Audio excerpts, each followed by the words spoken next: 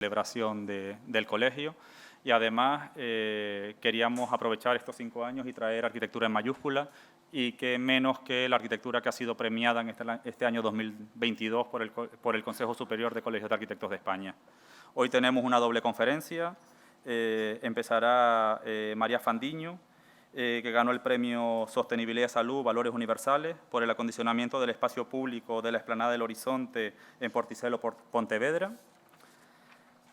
Decirle que María Fandiño es licenciada en Arquitectura por la Universidad de A Coruña y paisajista por la Universidad Politécnica de Cataluña. Su preocupación radica en el nexo entre arquitectura y paisaje, concretamente en el diseño de espacios que conjugan las dinámicas y la estructura del territorio. Tras colaborar con diversos despachos de arquitectura como paisajista, enfoca su actividad profesional en Galicia, donde profundiza en la articulación de nuevos espacios en lo rural. Combina esta actividad profesional con la investigación y la docencia. Ha participado en diversos congresos con artículos sobre el paisaje cultural, diseño y territorio, y actualmente es profesora en el programa de la Universidad de Virginia en Barcelona y ha realizado workshops de paisaje en el Máster de Arquitectura de Barcelona y en la Universidad de A Coruña, con un objetivo común: engranar el diseño en un elemento vivo como es el paisaje. Gracias, María, por aceptar la invitación y empezamos contigo.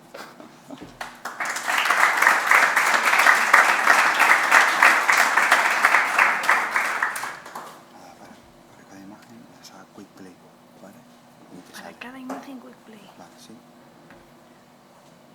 Vale, Y le voy dando aquí y van pasando a la siguiente. sí, a la siguiente, quick play. Vale. Ah, vale. Ya tienes puesto. Vale. ¿Aquí se oye?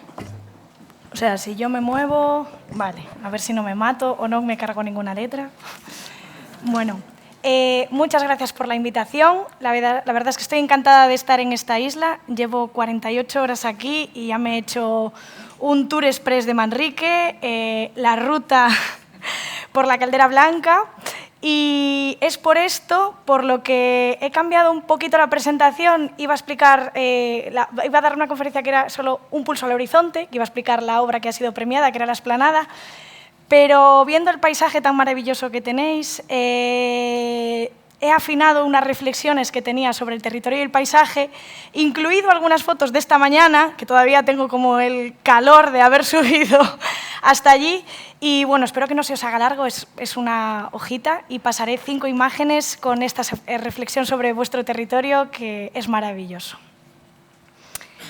Si definimos la forma de un objeto como el conjunto de líneas y planos... ¿Se está viendo? Ah, vale. Como el conjunto de líneas y planos que acotan su límite, percibirla entonces es fijarse en su contorno. Si esto es evidente de una piedra que se lanza en el espacio, lo es menos evidente de una roca todavía fijada en una montaña. ¿Dónde acaba la roca y dónde empieza la montaña? A veces son los límites mismos de un objeto los que son incontrolables, como la hierba que crece entre las rocas o el viento que modela las copas de los árboles. Y otras veces son eternos, como el horizonte, que es informe, inmedible e inacotable, al mismo tiempo omnipresente en todas las imágenes, que equilibra el cosmos y establece un pulso entre el cielo y la tierra sobre el que toda la materia levita. Podríamos decir incluso que el espacio público es informe, que sus límites se diluyen en el territorio, lo abrazan y lo hacen suyo. Pero también podríamos decir que el espacio público lo dibujan las personas, siendo por tanto móvil en el tiempo y en el espacio, al igual que el viento y que la brisa del mar. Elementos del medio que provocan emociones en nuestro cuerpo, que interactúan con nosotros y que nos conectan con la tierra. Paradójicamente es, sin embargo, a través de las personas que se mueven y que son efímeras en el tiempo, donde el espacio permanece, en su memoria, en la palabra, aportando una vocación de ser, un matiz, una carga simbólica que hace de una roca, de un cruce o de una explanada, una plaza. Esta permanencia se materializa a través de la forma, se construye y se hace eterno. Como arquitectos, urbanistas o diseñadores de espacios, podemos establecer la cota de un muro, las dimensiones de una escalera, determinar las formas de los elementos en los que construimos el territorio. Pero, ¿podemos fijar la frontera de un río que divaga, la línea oscilante de la costa, la erosión que provoca el spray marino sobre las rocas? El paisaje sabemos todos que forma parte de una cultura inmaterial. ¿Y qué es la cultura de un pueblo? De esto me he dado cuenta hoy absolutamente, ¿no? Que vengo de Galicia, todo verde, húmedo, y llego aquí y digo, ¡guau! ¿Cómo han sobrevivido sin agua? Y te fijas en la construcción y te das cuenta de cómo han sobrevivido sin agua, ¿no? Sin embargo, la transformación del territorio es eminentemente material. Elaborar un proyecto es formalizar ideas, generar formas que acotan y crean espacios de convivencia. Oh, me falta una foto. Ah, no, estaba escondida. Vale, aquí. Vale. Tocamos la forma. Trabajamos creando elementos que se colocan en el espacio, que son acotables, medibles y son estáticos. Pero es ahí, en este pulso al horizonte, como le llamo yo y como se llama la conferencia, donde el peso de los elementos tangibles convive con la vibración de los elementos que se mueven, provocando una emoción, una incertidumbre que convierte el resultado como en algo sagrado, un vínculo que lo vincula con el territorio. De no existir tal diálogo, tal pulso, podríamos caer en una arquitectura que sea un mero pasaje de un estado al otro, sin provocar ninguna emoción. Esto es el fin de lo que yo trato de hacer. Pues ahora os voy a explicar la explanada y a ver si llega un poquito a la punta de este texto que me he marcado, vosotros mismos juzgaréis. Ya está.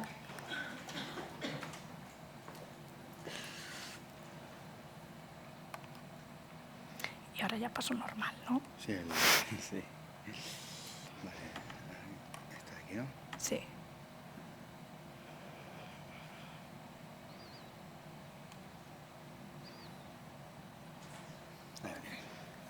¿Sí? Vale. Os voy a explicar ahora un poquito cómo es el paisaje donde yo proyecté la explanada para que entendáis la arquitectura y la forma que tomó sobre este territorio. Abrazada al... Pena que no tenga para señalar, pero bueno. ¿Veis el ratón si hago así? No, no, vale, da igual. Abrazada al este por la Sierra de Agroba, que es esa montaña que veis ahí, y al oeste por el Océano Atlántico, la explanada del Horizonte se erige en esta sección de la costa en un punto elevado que domina sobre el resto del territorio.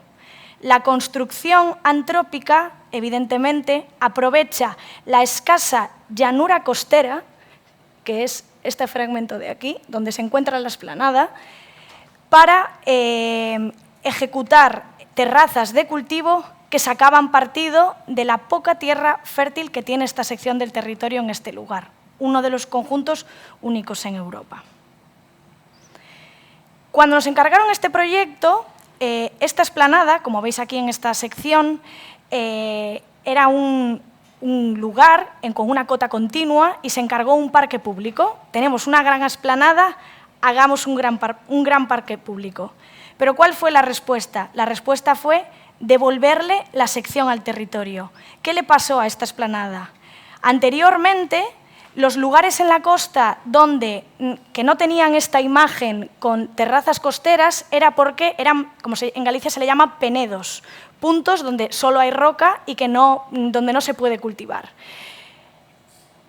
Entonces, con la construcción en los años 70 de la carretera nacional, se decidió, como muchas decisiones no muy acertadas en aquellos tiempos, aprovechar todos los rellenos del vial, junto con escombros, etcétera. Bueno, ya sabíamos cómo se hacían esos rellenos en aquella época y generar una gran explanada que consolidase un punto de encuentro. ¿Qué fue lo que ocurrió? Que al borrar aquella memoria del lugar, al borrar aquellas laxes, aquella roca que hacía que aquella identidad de aquel pueblo, esa gran explanada nunca se consolidó como un espacio de reunión. Era un espacio vacío que aún encima estropeaba y dañaba la sección natural de la costa y la bajada de las escorrentías del agua al mar. Entonces, ¿cuál fue la solución? Os digo que este proyecto se explica con una sección, pero bueno, voy a enredarme un poco más porque para algo estoy aquí, pero...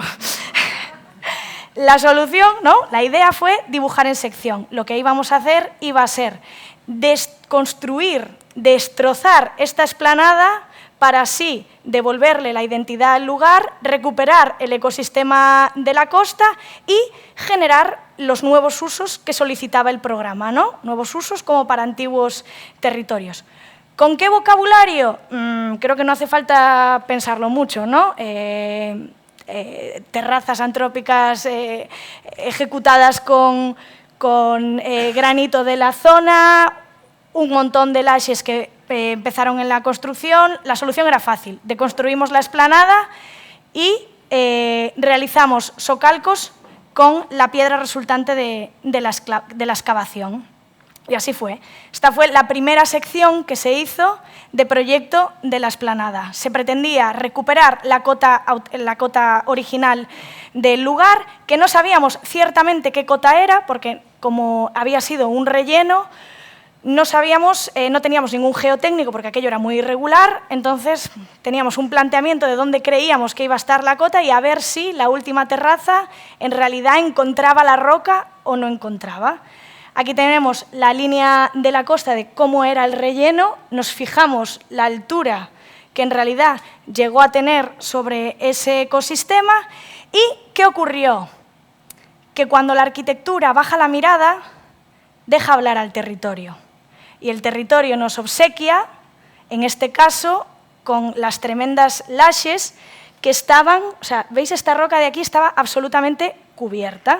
Entonces, a medida que se fue avanzando en el proceso de construcción, fueron apareciendo esas laxes. Paralelamente a este proceso, se despertó una emotividad muy bonita entre los vecinos que recordaban cómo jugaban de pequeños en estas rocas, el agua del mar, que luego sacaban la sal, etcétera, etcétera, ¿no? Se empezaba a despertar otra vez esta emoción sobre el lugar y se empezaba a generar como otra vez este sentimiento de que este punto tenía que ser un lugar de reunión. En realidad, el proyecto, o sea, el lugar era esto, era una explanada, y lo que hicimos fue devolverle al territorio su identidad. Y dicen, ¿cómo es que se ha hecho esto? Si vemos el plano de emplazamiento, donde evidentemente la explanada está aquí, esto es un plano ya mapeado con las rocas que aparecieron durante el proceso de construcción, es evidente que no se podía hacer otra cosa. Fijaros este grupo aquí que tenemos de socalcos aterrazados en las inmediaciones. Pero ¿cómo fue en realidad este proceso de proyecto? ¿No? Porque contarlo ahora es muy bonito, pero la obra no fue nada bonita. O sea, fue bastante dura porque fue cambio que tras cambio, tras cambio y tras cambio. Entonces, el estado inicial, como ya veíamos, era una gran explanada, donde, esto que se indica en amarillo es el Camino de Santiago portugués que va por la costa, y teníamos estas dos zonas, el encargo eran estas dos zonas. En la zona inferior teníamos este gran relleno y en la zona superior teníamos un campo de fútbol, una especie de bar ilegal y un parque infantil. Se podría decir que el estado actual fue una sucesión de malas decisiones vinculadas a subvenciones, que también es bastante, ¿no? Tenemos una subvención para un parque infantil. ¡Bum! Enfrente del horizonte ponemos el mismo parque infantil que ponemos en todos los sitios, que nada más no se relaciona con el lugar porque lo tenemos bien cerradito para que los niños no vaya a ser que escalen una roca. ¡Qué problema, eh! Que los niños escalen una roca. Teníamos este parque infantil y teníamos esto. Y ese coche que está ahí era el mío, porque normalmente no había ninguno. Entonces, la primera intención fue intentar conectar ¿no? todos estos peregrinos que venían por aquí, y vamos a intentar conectar visualmente esta parcela de aquí con el área de la explanada y proponer una serie de terrazas para resolver el programa. ¿Qué conseguíamos con las terrazas? Este es de verdad no está dibujado a posteriori, es el primer boceto, es muy tonto, pero siempre lo pongo. ¿Qué conseguíamos con estas terrazas? Lo primero que se pensó fue, vale, conseguimos que resolvemos el programa y nunca perdemos la vista al horizonte, ¿no? Nunca perdemos este pulso. Vamos a mantener este equilibrio sin faltarle al respeto.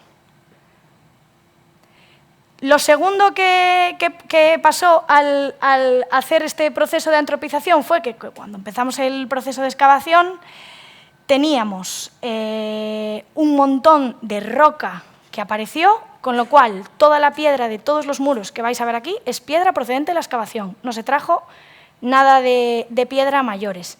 Y las lashes, que le llamamos allí en Galicia, que son estas grandes formaciones que salen, no se picó ni una. Hubo un proceso de diálogo con los obreros en los que se les llegó a decir, tengo testigos aquí, que están mis hermanos, se les llegó a decir que los muros eran poesía, imaginaros. Pero al explicarles cómo era este proceso, de cómo íbamos a devolver al sitio con la propia roca, cómo tenía que ser esta junta del muro con la roca, cómo se iba modificando el proyecto, que al principio para ellos era como una pesadilla de obra, al final se consiguió generar un equipo y una predisposición por su parte a conseguir que las cosas quedasen de esta forma que fue maravilloso. Respetar el oficio que ellos en realidad me estaban enseñando fue maravilloso porque la obra iba bien, o sea, me fiaba completamente. Esto se hizo durante el confinamiento y yo estaba en Barcelona. Barcelona, el Rosal, Barcelona, Rosal, Barcelona, Rosal. Y podía irme tranquila, con muchas fotos y vídeos, pero me iba bastante tranquila.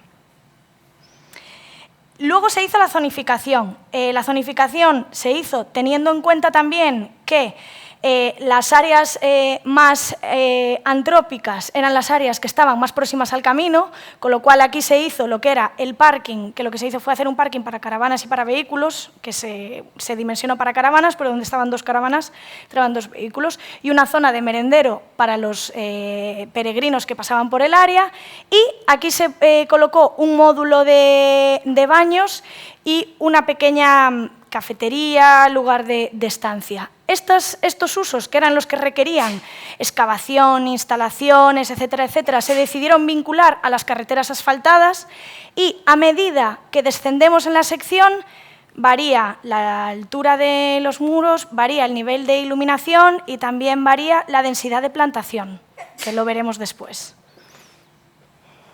Este es el resultado del módulo, que luego veremos en fotos más grandes, del módulo que acogía el bar y los aseos.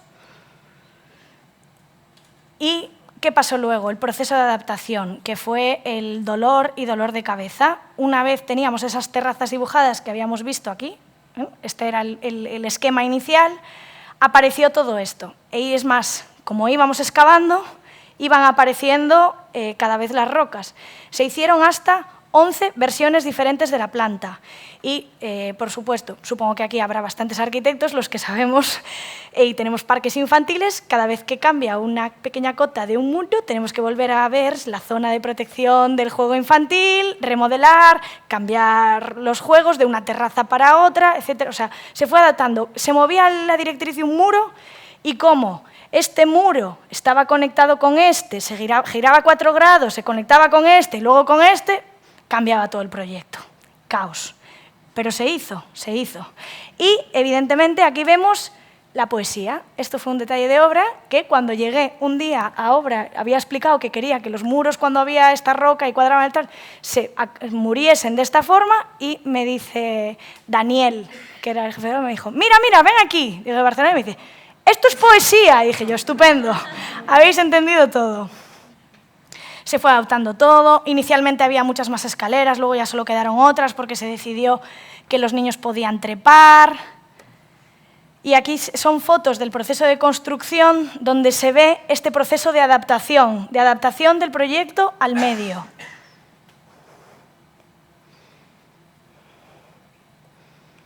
Por último, la naturalización. Claro, sabíamos que debajo iba a haber roca, que el drenaje muy complicado, si no habían cultivado en años, no iba a llegar yo y decir aquí vamos a tener, no. Entonces, ¿qué hacíamos? En una triquiñuela arquitectónica por evitar poner barandillas, por una parte, en estos socalcos y conseguir la superficie, ¿no? el espesor de tierra necesario para que creciese algo, hacíamos unos taludes, o sea, terraza, talud, terraza, talud, y aprovechábamos estas áreas que quedaban entre los taludes para volver a plantar arbustiva autóctona y algún árbol. Se hicieron estudios y estudios, también tengo aquí testigos de todos los dibujos que se hicieron antes de empezar la obra. ¿Y qué se propuso en la estrategia de vegetación? La estrategia de vegetación se propuso, es una estrategia que, bueno, que cuesta que se entienda, ¿vale? Porque es una estrategia a 50 años. Entonces, el día de la inauguración es bastante dura, ¿vale? Esta estrategia. ¿Por qué? Porque estamos hablando de una estrategia de renaturalización.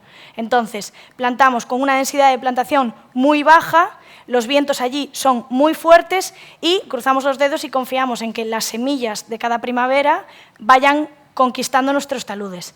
Esto ha pasado ya de un año para otro, o sea, esto fue en 2020, pasó una primera primavera, bueno, que tuvimos no sé cuántas ciclogénesis y fue terrible aquello, pero esta siguiente primavera ya tenemos algunas fotos de que se va tupiendo poco a poco la vegetación y todo el mundo me dice, qué bonita está la esplanada. Y yo, no, la esplanada aún le quedan 5 primaveras como mínimo, porque algún día llegaremos allí y entonces el talud triangular, que ahora ya en el plano en planta que vais aquí, ya ahora ya lo veo horrible, aquellos triángulos, ¿no? La idea es que empiece la vegetación autóctona a conquistarlo y que aparezcan estos muros con estas terrazas y que ya no se sepa dónde empieza el proyecto y dónde acaba el paisaje. Aquí tenéis uno de los planos que se hizo al final ya, con el levantamiento y con la zonificación. ¿Y qué conseguimos al final con esto? Pues conseguimos que... Ahora voy a pasar unas imágenes y ya os dejo de...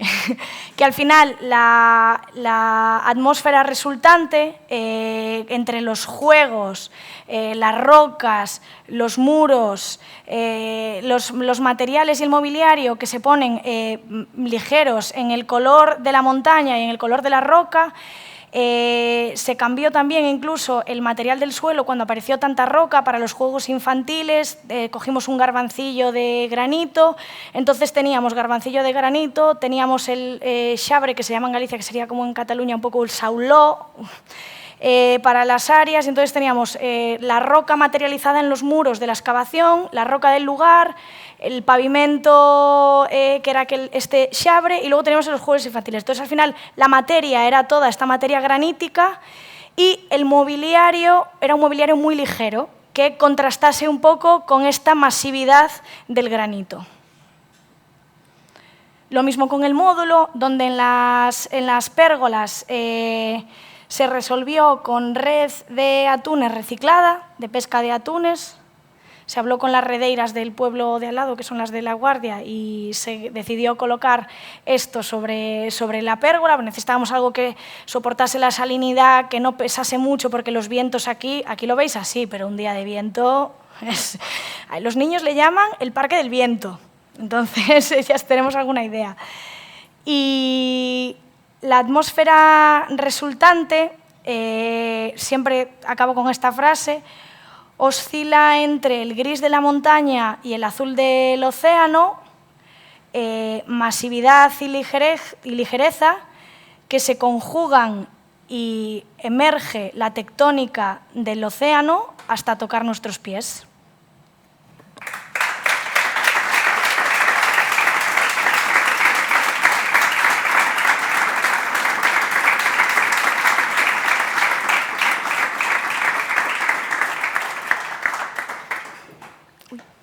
Perdón.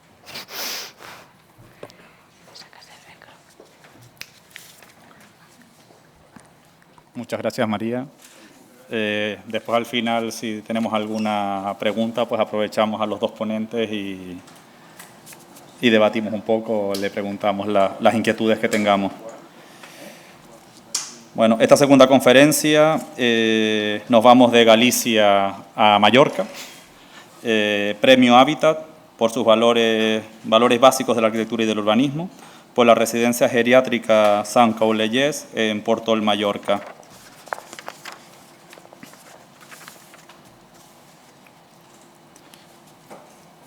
ACN Arquitectura es un estudio joven de arquitectura con sede en Mallorca, con experiencia en rehabilitación y obra nueva de espacios públicos y privados.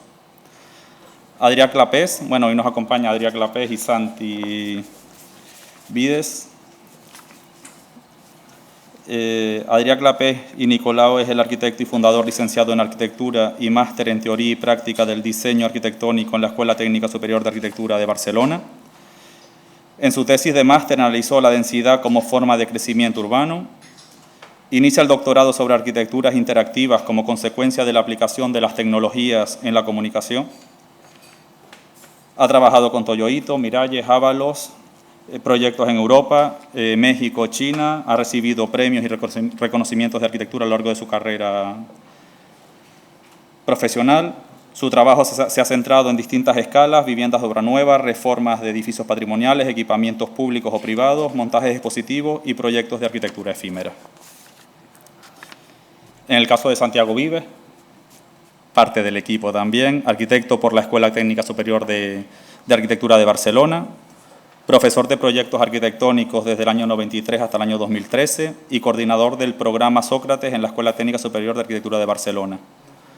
Ha colaborado con diferentes escuelas de arquitectura internacional, como Washington School San Luis en Missouri, París, Salónica, Torino, Firenze, Ferraza y Milano. Santi Vives es el director del proyecto y coordinador de todo un equipo pluridisciplinar que cubre todos los ámbitos del proyecto y dirección de obra. Experto conocedor de todos los procesos de cada una de las fases del proyecto y con una amplia experiencia de gestión y desarrollo de todo tipo de obras, tanto para la administración pública como para empresas privadas. Ha tenido más de un centenar de obras construidas y su obra realizada ha sido ampliamente galardonada, seleccionada en diversas exposiciones y publicada en ediciones tanto especializadas como de divulgación general. Ha participado en numerosos proyectos de investigación, dando ponencias y conferencias tanto en España como en el extranjero. Igual que a María, muchas gracias por aceptar la invitación y los dejo con la ponencia.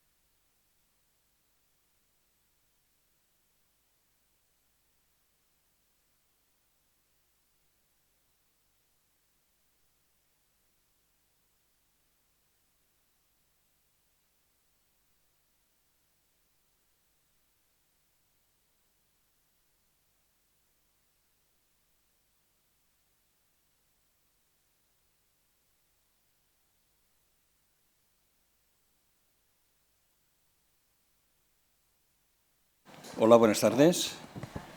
¿Aquí? Sí, muy bien. Bueno, muchas gracias por esta invitación, ¿no? No hace falta decir que estamos contentísimos de venir aquí. Es la primera visita a la isla y espero que no sea la última. Antes de empezar, me gustaría aclarar un pequeño malentendido que ha habido con el equipo. Cuando recibimos la fantástica invitación para venir, o sea, este es un proyecto que hicimos Adrià Clapés, Tomás Montis y yo. Que en aquella época ya Adrià Clapés trabajaba en mi despacho y entonces un día me dijo, con un amigo mío estamos en Mallorca estudiando la posibilidad de hacer un concurso para una residencia y nos gustaría mucho que comentáramos de participar los tres. Entonces, esto es, así es como se inició el proyecto que después explicaremos. Entonces, cuando recibimos la invitación, la recibimos todos tres. Entonces, Adrià dijo que él podía venir y yo dije que no sabía si podía ya venir, porque estaba pendiente de unos asuntos personales que no se resolverían hasta mediados de septiembre. La cuestión es que el colegio, por sus necesidades, no tuvo que empezar a imprimir pues todo el papeleo de catálogos o de lo que sea, y se hizo a través de la documentación que mandó Adrià, lógicamente, ¿no? Entonces, ACN Arquitectura es el despacho de Adrià. Entonces, yo tengo mi propio despacho y Tomás Montis tiene su propio despacho, pero no pasa nada, ¿no? Bueno, ahora, digamos que voy a hacer un poco, digamos, de telonero de Adrià, porque en realidad era el invitado, ¿no? Yo me he añadido por mi interés y mis ganas de conocer, de tener esta excusa para venir aquí, ¿no? Entonces, y yo lo agradezco muchísimo. Bueno, pues entonces, a ver, yo voy a empezar y el edificio, el proyecto lo explicará él, y yo voy a introducir una serie de pensamientos y de ideas y de preocupaciones que nos alimentaron un poco, nos influyeron a la hora de ir desarrollando el proyecto. Una era, por ejemplo, el pensar que a medida que aumenta la mediana de edad y la expectativa de vida de la población, bueno, yo me encallo hablando, no sufran, no pasa nada. El cuidado de la gente mayor se convierte en una de las preocupaciones más importantes en los países desarrollados. Ya las residencias no son únicamente una opción para personas, digamos, funcionalmente dependientes para poder vivir, sino que paulatinamente se está convirtiendo también en una opción para gente sana, gente que a lo mejor vive sola, que ya tiene una cierta edad y que elige vivir en un clima, en un ambiente de comunidad, donde pueda disponer en un momento dado de unos servicios asistenciales, pero que no son, digamos, el día a día, ¿no? Entonces, esto plantea un dilema, digamos, en las residencias, digamos, que hasta ahora se concebían un poco que era un tema que nos preocupaba, este ambiente que tiene un poco hospitalario, ¿no? Ortopédico, que se llegara a convertir poco a poco en un ambiente doméstico también, donde la gente que podía ir a vivir allá, pues el tiempo que le quedaba, pues que lo pudiera hacer con las mejores condiciones posibles y que se sintiese lo más parecido posible a estar en casa, ¿no? Bueno, entonces, ahora esto se me ha perdido, un segundo.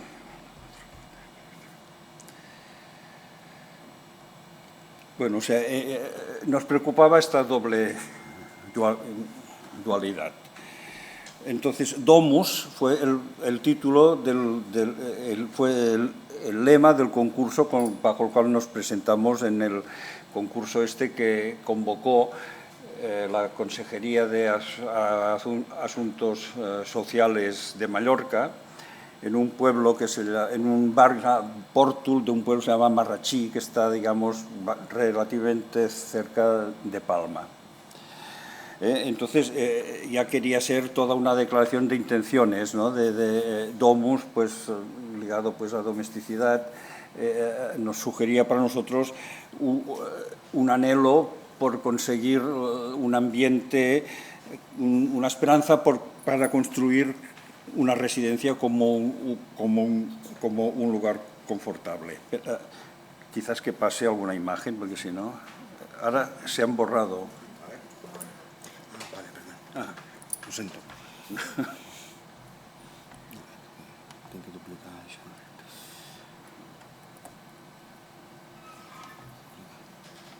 Vale.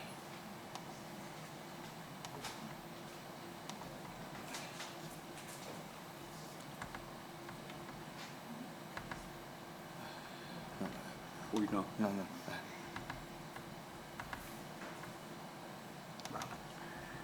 Pasamos la primera imagen, sí. Ara sí. Vale, bueno.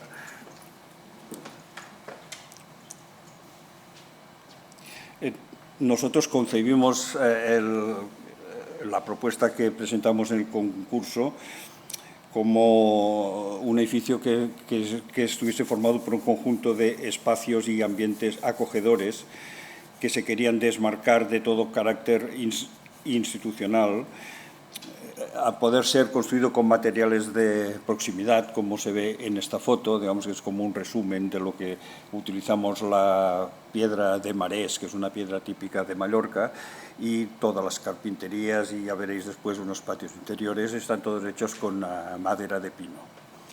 Bueno, esto era para transmitir una idea de proximidad y de reconocimiento a la gente, de ligazón histórica y cultural con la gente que tenía que utilizar esta residencia. Nosotros entendemos la arquitectura como un lugar de relación con el medio natural, un lugar de reciprocidad y contacto con la naturaleza y un lugar de confort y de intercambio con el medio ambiente. Construimos los edificios para protegernos de las incidencias y elementos naturales, para proporcionar mejores condiciones que en el exterior y para permitir el desarrollo de determinadas funciones y necesidades prácticas, y también para ofrecer ciertos valores espaciales y experiencias emocionales. O sea, está aquí, ¿no? Algunas de estas experiencias esenciales para la vida suelen tener lugar en espacios de relación entre las personas, en espacios intermedios de calidad que negocien de una forma bioclimática con el exterior, espacios donde la luz natural sea protagonista y el aire circule controladamente, espacios configurados con materiales naturales y de proximidad que nos recuerden nuestros orígenes o historia y que construyen una experiencia emocional que conecta el ser humano con la arquitectura y la naturaleza. Un edificio, entendido como soporte para la actividad de sus usuarios, es fruto de las muchas variables de una ecuación infinita: cuestiones racionales, cuestiones discutibles, relación con el contexto, estrategias del programa, sistemas constructivos, materiales, y todo ello junto con otros temas que no son tan objetivables, como puede ser la belleza, el encanto que pueda tener un edificio. Proyectar un hogar es proyectar la experiencia de las personas que van a vivir en ella, atendiendo además de a todas las necesidades técnicas y funcionales, atender también a lo no visible: la calidad del aire, la temperatura del ambiente, la ventilación natural, la humedad, en definitiva, el confort. Construir es gestionar la relación del ser humano con el medio ambiente, controlar la temperatura, la luz, la sombra, y a partir de los atributos de los espacios, la geometría y la materialidad, alcanzar una atmósfera de confort. La sostenibilidad la entendíamos como eficiencia y perdurabilidad, eficiencia de los espacios por encima de la eficiencia de los soportes tecnológicos. La energía más sostenible es la que no se consume. En definitiva, proyectar el comportamiento de las personas dentro de los edificios y el comportamiento de los edificios en el tiempo. Bueno, esto es Marratxí, que es el sitio donde se construye la residencia esta. La veis aquí en rojo, ocupa una parcela que está, digamos, un poco en el límite entre todo lo que es la edificación, el núcleo consolidado, y unos pinares que están ya en el límite del pueblo. Nosotros, o sea, es un edificio compacto, que la estrategia que seguimos fue la de ocupar el máximo espacio, todo el espacio que nos permitían las ordenanzas, para poderlo vaciar en su interior, con 4 patios. Y entonces, digamos, organizar toda la vida de la residencia alrededor de estos patios. Bueno, esto aquí es un plan. También pasó que se adjuntó a la residencia un solar de esta forma triangular que está en la parte de arriba, que se incorporó de alguna manera al uso también residencial y que es un parque que el proyecto este sí que es exclusivamente de Adrià y de Tomás, donde se incorpora como un paseo alrededor de una cueva prehistórica de unos 3.000 años. Por un lado, digamos, la residencia da frente a este parque y por otro lado, como se ve, da frente a una calle que está configurada por todo un seguido de construcciones unifamiliares. Entonces, claro, aquí se plantea un problema de escala, de cómo ajustar, cómo armonizar un edificio, lo voy a llamar coloquialmente un cacharro de estas dimensiones, ¿no?, dentro de un ambiente que está dominado por una escala mucho más pequeña. Entonces, nos recurrimos, digamos, esta era la longitud de la fachada, es un edificio que por ordenanzas tenía que ser de planta baja y piso, toda la longitud de la fachada. Entonces lo que hicimos fue esto, ¿no?, buscar un sistema de aberturas que está formada por la agrupación de 4 ventanas, 2 en planta baja y 2 en planta piso, que se juntan formando un conjunto y que la repetición sistemática de todos estos elementos produce, digamos, una pauta y para nosotros, digamos, significaba romper la escala de este edificio grande y el uso del marés como piedra del lugar y de la madera de pino servían, a nuestro entender, de integración del edificio tanto socialmente como arquitectónicamente. Esto es lo que explicamos, ¿no? Aquí están las 4 ventanas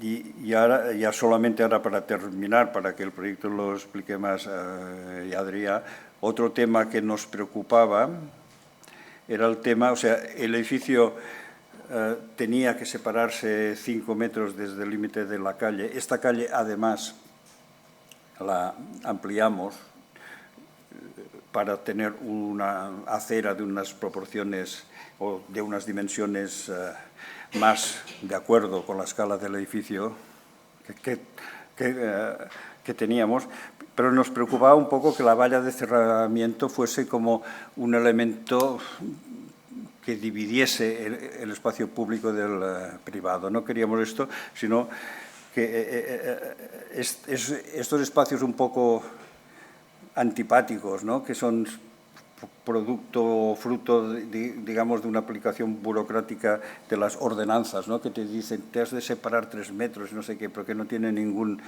contenido más allá de una reglamentación. Nosotros pensamos en intentar que la valla de cerramiento del solar fuese también fachada. Entonces, para eso, no sé si aquí se aprecia, diseñamos unos elementos metálicos que son como unas pérgolas que nos sirven para rigidizar la valla de cerramiento y apoyar encima, cuando nos haga falta, como unas pérgolas, unas estructuras ligeras, donde en el día de mañana, ya se ve en la foto por la parte izquierda, pues se han plantado unas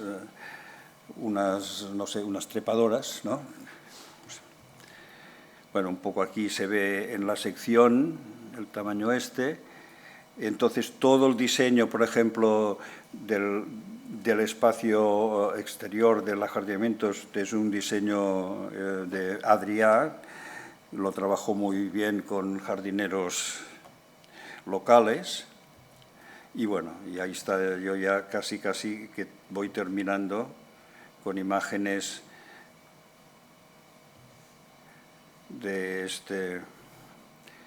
tratamiento de esto, ¿no?, de sumar la fachada con la valla para crear que la fachada del edificio sea el vacío, digamos, casi, que va de uno a otro. ahí se incorporaba pues los elementos que encontrábamos.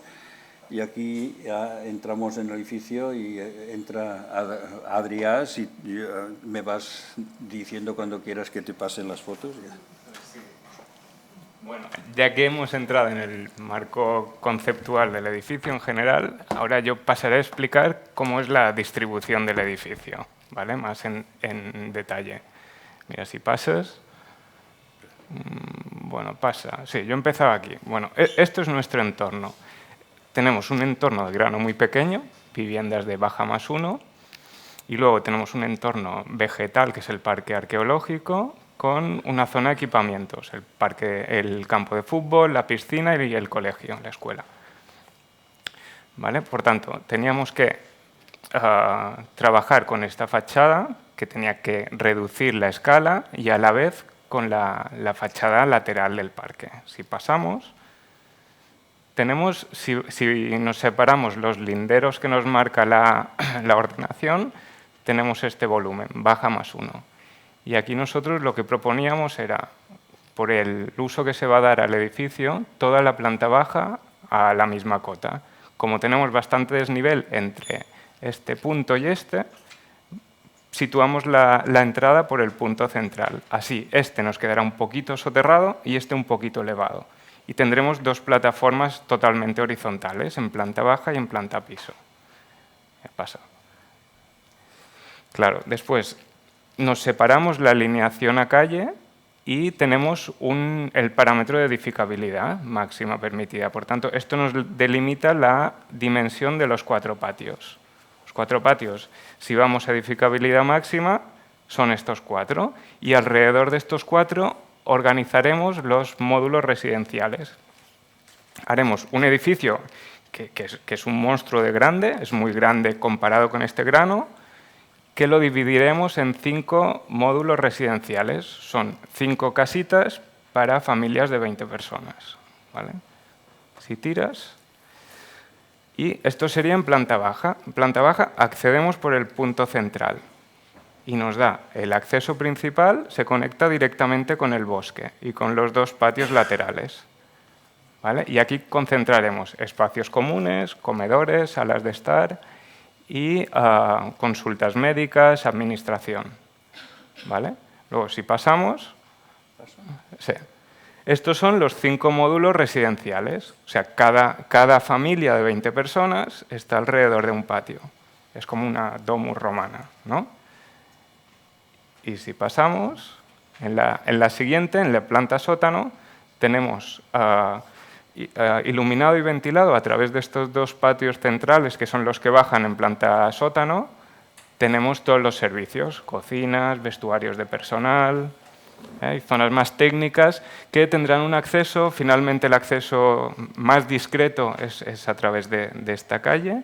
Pero bueno, tenemos un acceso principal para familias, para residentes, y otro muy secundario, que tiene que estar un poco más escondido para este tipo de usos, ¿no? Discreto, digamos. Discreto, sí. Sí, porque a veces se dan entradas y salidas que son...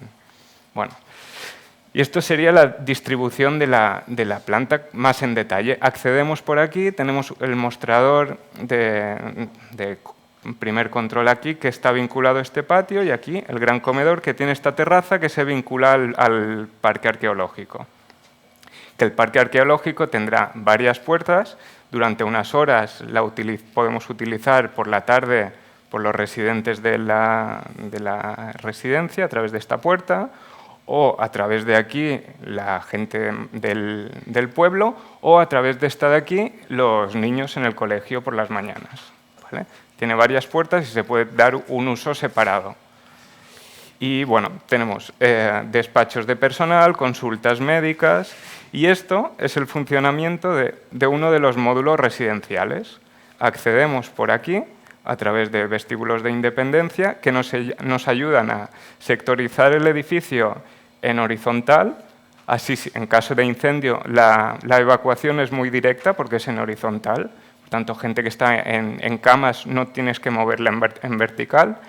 Y luego nos ayuda también a tener un control muy claro sobre errantes, personas que se puedan desorientar, y ahora mismo a tener un control de COVID independiente. Esto, con sistemas de clima independiente, podría funcionar como un módulo cerrado. ¿Vale? Y desde aquí accedemos y tenemos el punto de control de personal. El punto de control tiene una zona de descanso y lo que es para nosotros muy importante es contar los pasos. El enfermero que estará aquí, desde su punto de control, una sola persona puede ver todo el espacio. Si alguien se cae o se pierde, le verán enseguida. Y aparte, si tiene avisos de habitaciones contrarias, los pasos siempre son alrededor. Por tanto, no tiene que ir y volver. Se reducen pasos. Esto es muy importante contar los pasos de extremos, ¿no? Y aquí tendremos la sala comunitaria. Hay actualmente en residencias en Mallorca hay una demanda de unas 17.000 personas y hay 1.500 plazas. Por tanto, la gente que utiliza este equipamiento es muy dependiente. Por tanto, mayoritariamente estarán en las habitaciones. Pero bueno, si están en salas comunitarias, estarán aquí y a la vez tienen una sala exterior, que es esta de aquí, que no tiene techo, pero tiene fachadas. Por tanto, no nos computa edificabilidad ni ocupación y es un espacio muy útil, ¿no? Que a la vez está controlado directamente desde aquí y desde todo el patio, desde todo el pasillo. Venga. Vale, esto sería la entrada. Accedemos por la cota media de la calle. Por tanto, ahí está un poco soterrado y aquí está un poco elevado. Accedemos y ya vemos directamente el parque que está atrás. Y luego, bueno, los materiales que decía Santi. Es muy importante que cuando viene gente mayor que ya está un poco desorientada, esté en un sitio donde los materiales le resulten familiares, ¿no? Que no sea un equipamiento sanitario, sino un equipamiento como su casa, que haya vivido, que conozca. La piedra de mareas es la piedra con la que está hecha toda Mallorca. Pasa. Vale, esto es la entrada.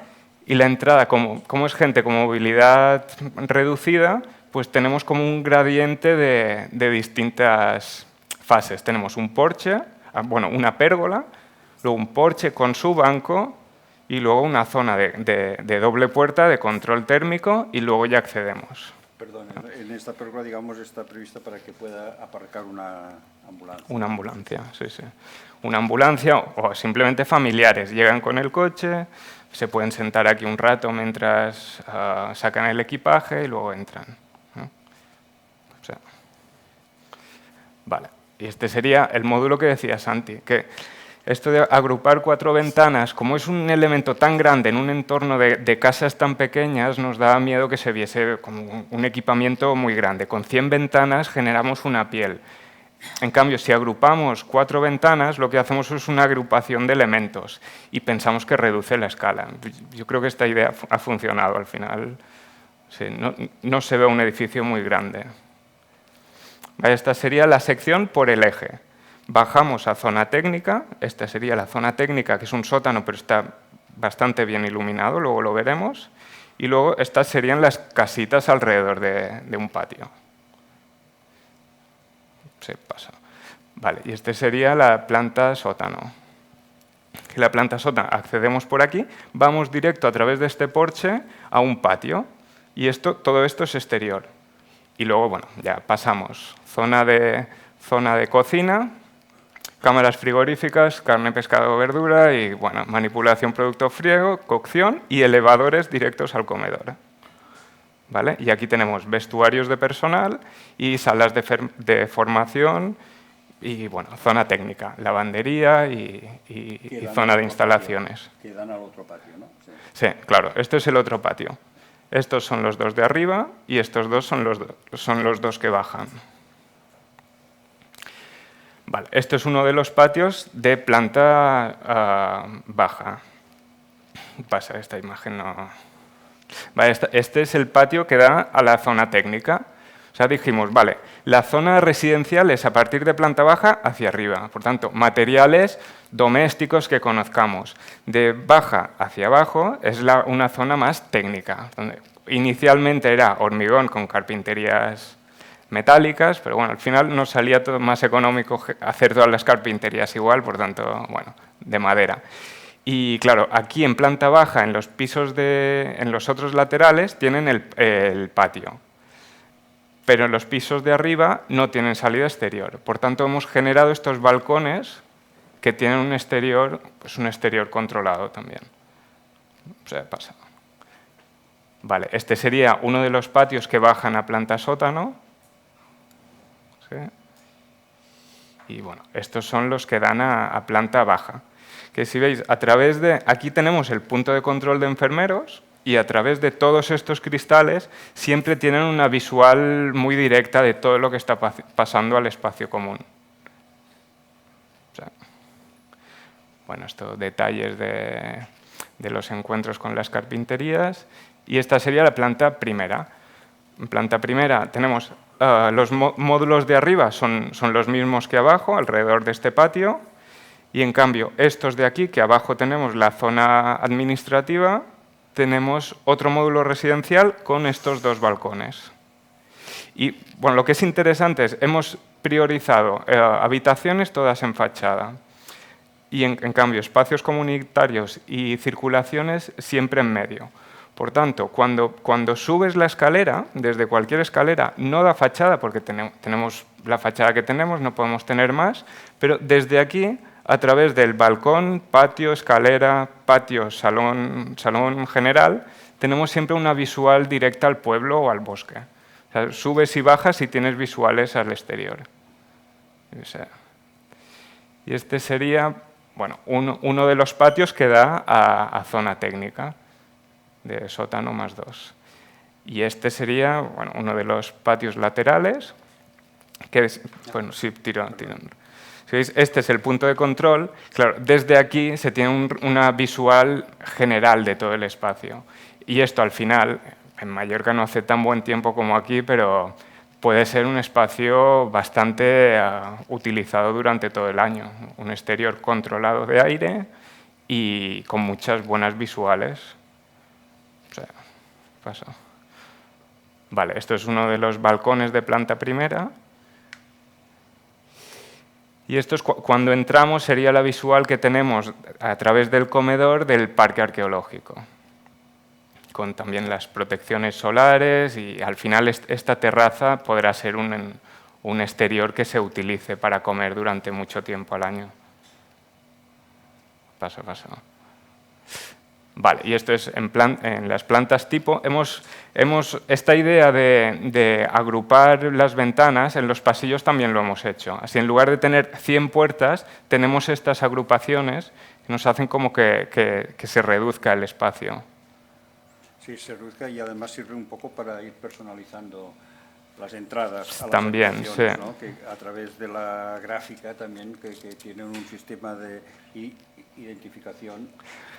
Sí, la idea era que sí, aquí puedan poner no un número, sino una foto suya. Y esto también es importante, el tamaño de los pasillos. Los pasillos deberían hacer 1,60 en Mallorca, lo que nos pide la Consellería, y aquí estamos yendo a hospitalario, que es 2,20. Por tanto, tenemos unos pasillos muy generosos con la intención de que el pasillo no sea un pasillo, sino un espacio habitado, que pueda tener una silla, una mesa, o puedan tener sus muebles también. Bueno, es que hasta ahora, hoy me parece que se ha inaugurado, ¿no? Sí. La terminamos hace más de un año, ¿no? Hoy se ha inaugurado y es muy gracioso porque el jardinero que nos ayudó a hacer la propuesta, su madre estaba enferma de hace mucho tiempo y ha sido la primera residente de la residencia. Sí. Sí. Aún no les ha dado tiempo a personalizarlo, No. A colgar dibujos de los nietos y estas cosas, ¿no? Vale, esta sería esta agrupación y creo que las siguientes están abiertas. La idea es estos equipamientos suelen tener las puertas abiertas y claro, enfocando las ventanas y las puertas siempre tienes visuales al exterior cuando vas por el pasillo. La luz creemos que es un elemento muy importante en este proyecto, tienes mucha luz natural. Vale, y esto, bueno, más las habitaciones, bueno, un poco más técnico, pero las habitaciones mínimas son de 2,85 para poder poner la cama en este sentido, poder tener espacio para los enfermeros al lado y lado. Y luego, bueno, como veis, los pasillos de 2,25 y delante de las puertas, pues 2,80, 88. Te da paso para poder girar camas. Bueno, y pero bueno, está bien también porque sirve la habitación. Bueno, aquí hay propuestas de personalización, digamos, o de ocupación del espacio público, ¿no? Pero sí que cada habitación tiene, por un lado, relación directa con la calle a través del jardín y relación directa con el patio a través de esta calle interior, ¿no? Que un poco se manifiesta aquí en este esquema.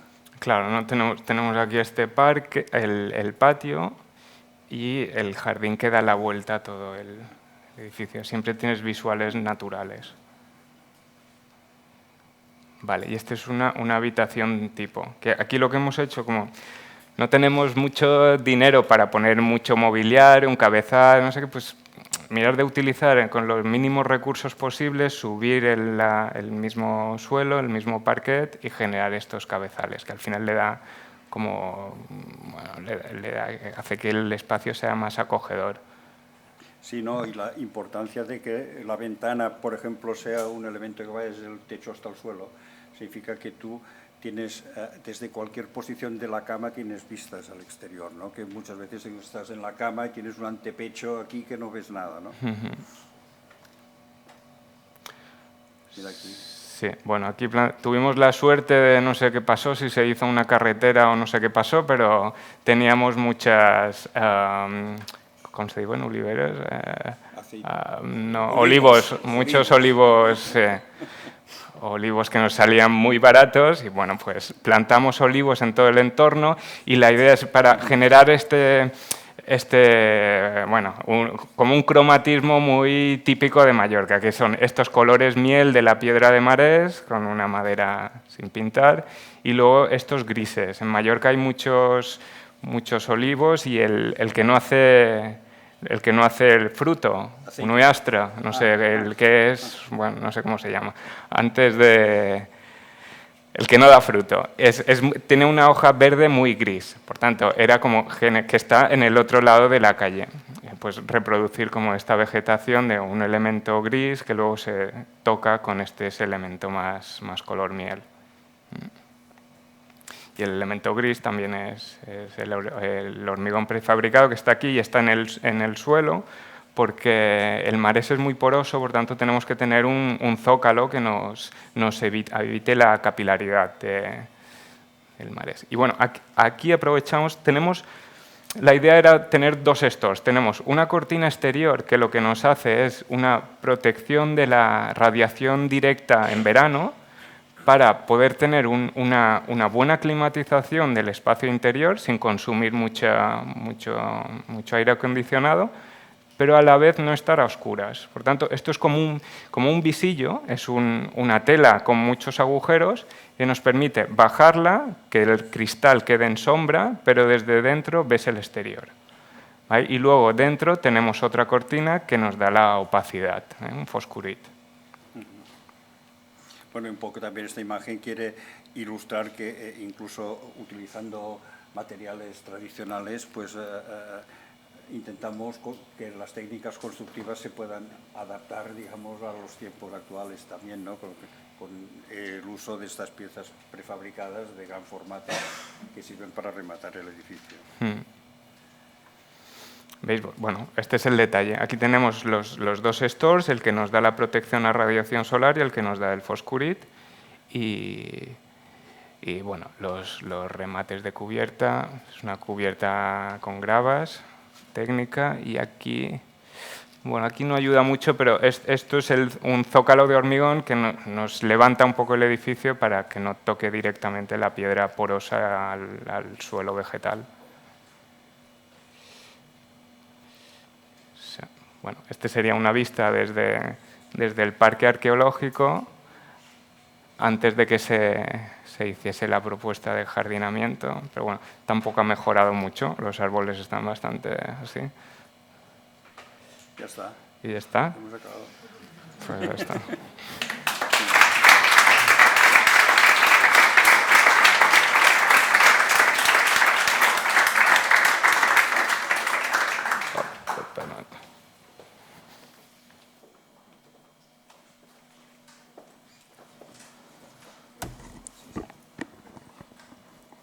Bueno, Santiago, Adrián, trasladen el agradecimiento al resto del equipo y no sé si hay alguna consulta, alguna pregunta a cualquiera de los tres ponentes.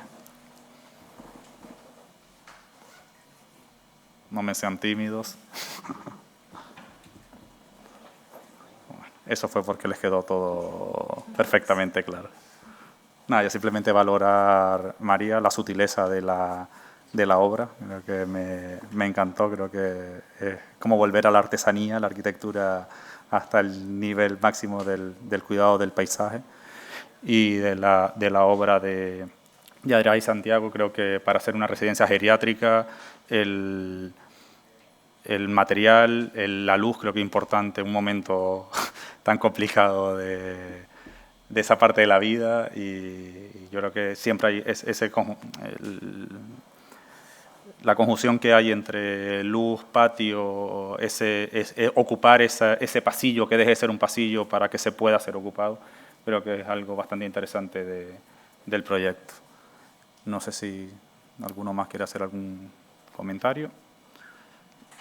Lo dejamos por hoy. Gracias por acompañarlos. El jueves seguimos con las conferencias en el Mirador del Río y nada, gracias por asistir y acompañarnos en el día de hoy.